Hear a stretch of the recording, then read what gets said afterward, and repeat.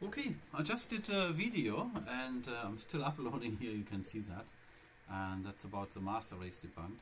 And then RoboNuggie, I don't know if I pronounce his name right, RoboNuggie. He sent me a link, which is a very interesting link, and I think it is 100% worthwhile making a video about it. And it says Ubuntu wants to collect data about your system, starting with 1804 LTS. And I think that's important to know to people. When I read this, it seems to be legit. If that's all they do, then it's okay, in my opinion, to do that. But the most important is they give you the option to add it. It's just, I think it's our call to make it more known to people. So in an announcement on Ubuntu mailing list, Will Cook, whatever his name is, on behalf of the Ubuntu desktop team announced Canonical's plan to collect some data related to the user system configuration and packages installed on their machines from a report. Before I read anything further, it's important to note that users will have the options to opt out of this data collection. The company plans to add a checkbox to the installer, which would be checked by default. The option could be like send diagnostics information to help improve Ubuntu. As per your convenience, you can opt out during the installation. An option to do the same will also be made available in the privacy panel of GNOME settings. With this data collection, the team wishes to improve the daily experience of the Ubuntu users. And they all say that, right? But let's read. It was not noting that the collected data will be sent over encrypted connections and no IP address will be tracked. To be precise, the collected data will include flavor and version of Ubuntu, network connectivity or not, CPU family, RAM disk size, screen resolution, GPU vendor and model, OEM manufacturer, location based on the location selected made during install, no IP information, time taken for installation, auto logging enabled or not, disk layout selected, third party software selected or not, download updates during install or not, live patch enabled or not. If that is what it is, it's okay to me. Yeah, nothing comes from nothing. And the good thing is, so you do have a note. I hope it's not tiny somewhere hidden on the installer screen. I hope it will be good visible so that people can see it. And you can still switch it off in the GNOME settings. It's as comparison, what annoyed me very much is Plex Media Center. They did the same thing. Oh yeah, everybody does it. Oh yeah, we just wanted to improve your experience. That's like when Mattel put that chip in a baby doll to listen to your kids' conversations, right? Oh yeah, we just wanted to improve this. So I put a bug and a nice webcam into my neighbor's house and say, oh, I really just wanted to help them to have a better life here. So if I hear and see what they do, maybe I can improve their life. What the heck, you know? Oh, don't get carried away, Dirk. Back to it. So, in my opinion, what I read, if that's what they do, it seems to be legit and it seems to be okay. It's not a crooked attempt from behind, just sneaking up on you. You don't even know, and you would never know until somebody blows a whistle or figures it out, right? That is if somebody does it like sneaking in the back, just trying to trick you, and then apologize when they get caught. Every criminal does this, right?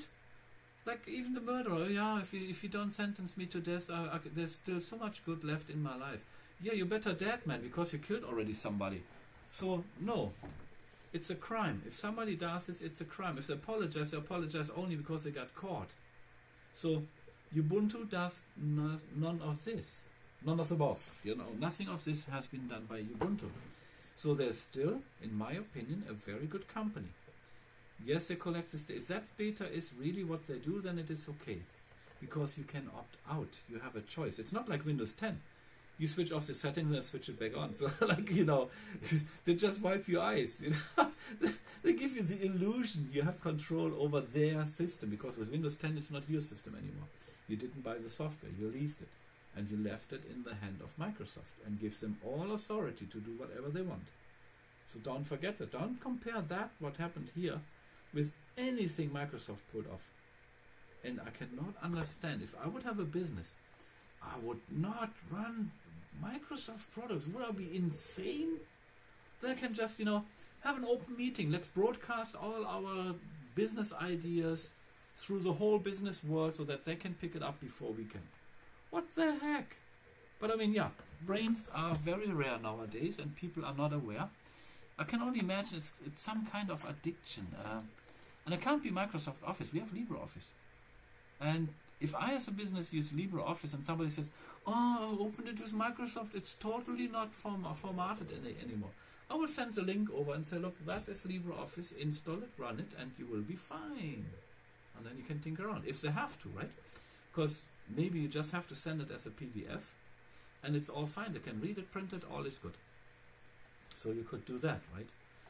So, yeah, what Ubuntu does here, it's not the same what Microsoft does. It's not even anywhere near what Plex Media Server pulled off. Yeah, I'm not happy what they did. I'm really not happy what they did. And I'm talking about Plex Media Server. That is, yeah.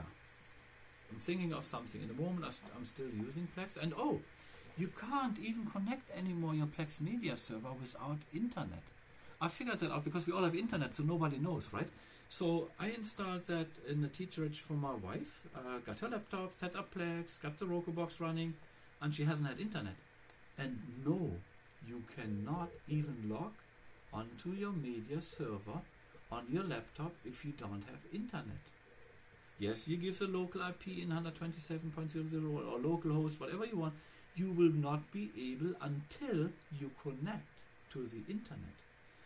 So MB it is, right? So if somebody forces you like that, to me it is a questionable business practice, very much. If it is just to send data, that's okay. Do it for people who have the option to be on the internet. If you do it just in general, something is going off there. It's not right to me. So I'm not very happy with what they did, and I think that to me that's reason enough to say goodbye to Plex Media Server. Dirk, you will be without everything soon. Yeah, and I don't care. That's still better than being somebody's victims of whatever they do, you know. And like with World of Tanks, oh man, I was addicted. I was play, do my best. Oh no, I have to be better. I have to finish because I've got that German Rottweiler syndrome, right? I can't give up. And now, after a long time, I figured out how they manipulate and what they really do in the background and what the purpose is and all this stuff.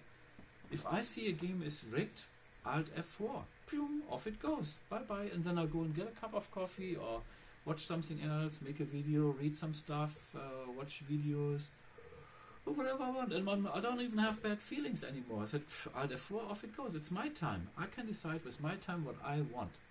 And if they start annoying me, then I just switch it off. This is it. It has a switch. It's Alt F4. Off it goes. And then people say, yeah, but he leaves the game. Yeah, but I'm that good in spotting a rigged game in the first, let's say, minute or 2 minutes. It depends where you are on what map and blah, blah, blah.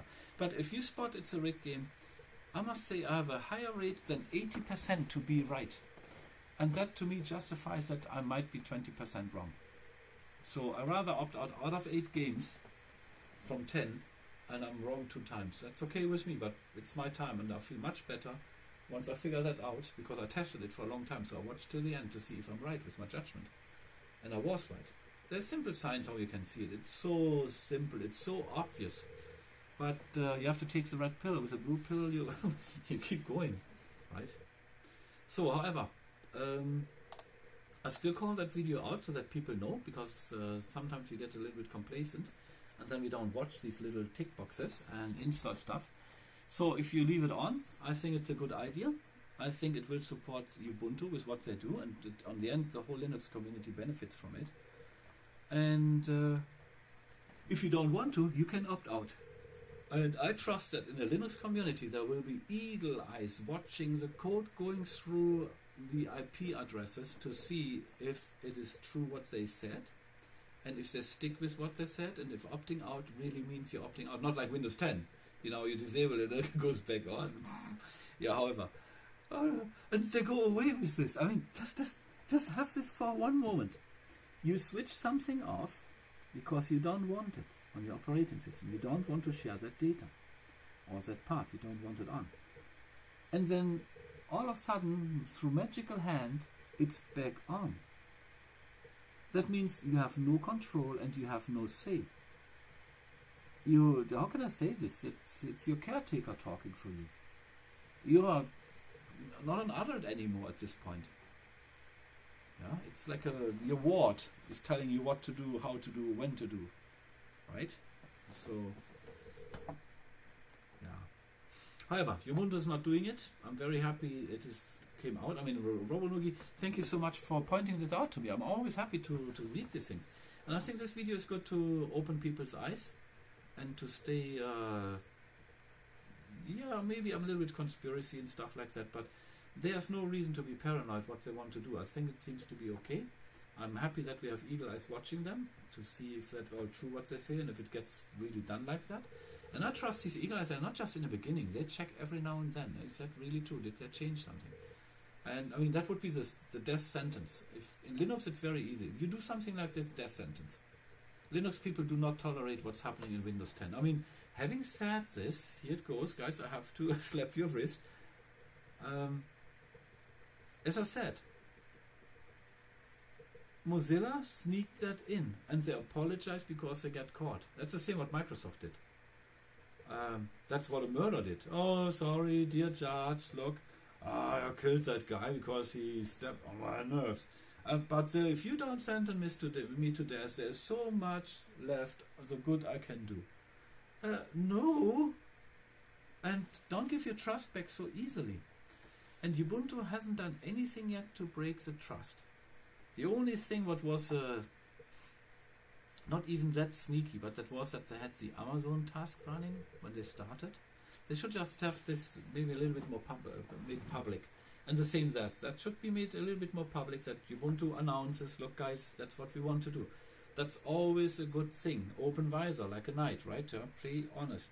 Do not try to sneak, because that would kill everything. To me it does. You know what? If you fool me once, shame on you. If you fool me twice, shame on me. And that still is valid. I mean, that's how my parents lived, my grandparents, and however, so, yeah, you can give people second chances. That's okay too. But that's a generous deed from you. That doesn't mean you have to be fooled again. If you get fooled again, that means somebody really showed and demonstrated that they give about you and your opinion and your whatever, but they violated. So, Ubuntu has done nothing like that. And they're still doing a good job, in my opinion. They drove Linux really far ahead, which is very nice. And just let's check the weather here a little bit. So yeah, I'm very happy with what they did, and I don't think this is violating my feelings of privacy. I would even leave that on if that helps them in some ways.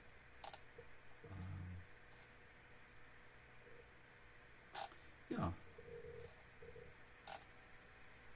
I'm sorry, I'm just checking out a little bit. Oh, how does it look like now? Yeah, because we have strong winds cause of from surface on. Mechanical turbulences. Yeah. Usually if it goes above 3,000 feet, you will be fine. However, so this is it. This is a little video just about Ubuntu, what I'm going to do. And RoboNuggie, thank you so much for pointing this out. I'm always happy to get this. And I hope that this video will help for people to make a choice with knowledge, so that they know it's happening and not that they just overlooked it and ticked the box, right? Okay guys, oh my voice, that's the video for now, and I hope you like it, and I hope it helps people to make educated choice, because you're not just getting tricked into something. And I don't think they do that actually. Well, this is it. Okay guys, bye bye, have a good day.